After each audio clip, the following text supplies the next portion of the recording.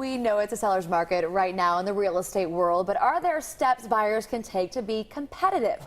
The answer is yes. Our Kansas City Live home and real estate expert, Elizabeth Sadie, is here to walk us through those details. Welcome back to the show. Thanks for having me, Michelle. Okay, since it's a seller's market, how can those buyers still take advantage maybe or benefit from it? Being prepared. So, and I always tell whether it's a seller's market or not, we always need to be prepared when you go out. But before, I think a lot of folks thought, well, let's start looking, we'll get an idea of the different price ranges, and they're not doing their homework up front.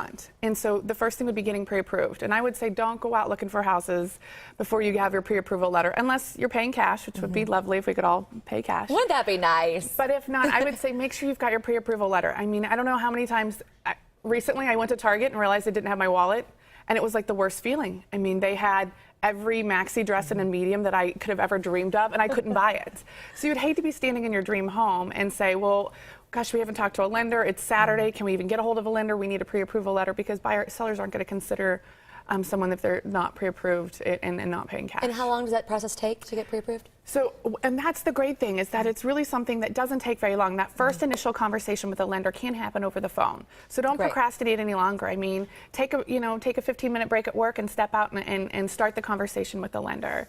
And that will be great, because when you start, you can call, they can get your information over the phone, and you can start talking about kind of a price range.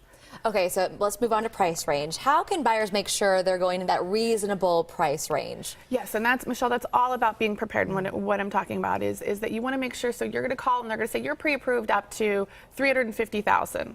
Well, you and your spouse may very well say, you know what, I don't want to buy a house that's $350,000. If that's our max, like, let's step back down and let's look at the different ranges. So you can ask that lender, say, hey, will you please run what the mortgage payments will be at $350, at $325, at $300. That way you can go home and you guys can have conversations to say, well, if we bought it at $300,000, that leaves us a lot of flexibility for if I want to stop working after we have another child, or some flexibility in, if we find something that's perfect at $350. Another thing to talk to them about is how it affects your cash flow and what you're going to be putting down. So you're going to be putting some cash into the home as a down payment.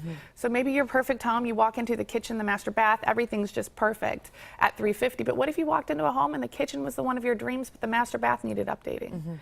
If you are prepared and had those conversations previously with your spouse, you're able to go in and make an offer confidently and say, hey, we're going to hold back a little bit of cash and redo that master bath, this summer, and let's get our dream home. And you're going to make that offer confidently and be able to be really competitive and appealing to a seller. It's all about having a plan. Now, what else should you ask a potential lender?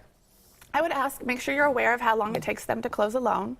So another way to be competitive is it depends, it's case by case with a house. Sometimes homeowners want more time to look for a new home. Sometimes homeowners really like, if it's an empty house, if you can close something in 30 days, that's a huge benefit to them. But you need to make sure that your lender is able to do that. Because not only do you want to make sure that if you promise to close a house and purchase a house and give the seller their money on a certain date, that you're able to do that. But you don't want to plan your life around it. I mean, I've got so many buyers where they're planning a big major move of their family around this closing date. So when you're talking to your lender, make sure you understand exactly how long they need to get all the paperwork done. It's a stressful situation for all involved. You want to be prepared. Okay, so what are the pros and cons versus large or smaller lender? So I really would recommend a local lender. So, and by local, I mean someone that, there's many lenders locally that hold everything in-house. So that means their underwriting, their processing, everything handles here in Kansas City, and they're working across the room. So if something were to come up in your transaction where they say, oh, we need more documentation, they know the person that they're talking to and they can walk it. Other lenders that have, let's say, branches all over America are very large, and those lenders are sending your file across the country to someone that they're not aware of, and it just really slows things down. And in a very stressful time in your life when you're trying to organize a move and things are still going on at work and you may have vacations and kids stuff going on, or family things going on, it's always nice to have that be a smooth process. And I find that local lenders are, it's a lot smoother process for the buyer and for the seller. And then Smooth it out, make it easier than possible. And of all course, means. folks can find out more information on your blog as well. Yes, so this is exciting. This week we're starting the blog, so you can go online and read the blog. We've just got a couple posts, but I'll be posting weekly. Just kind of real estate tips. I've got a couple tips for sellers on there this week.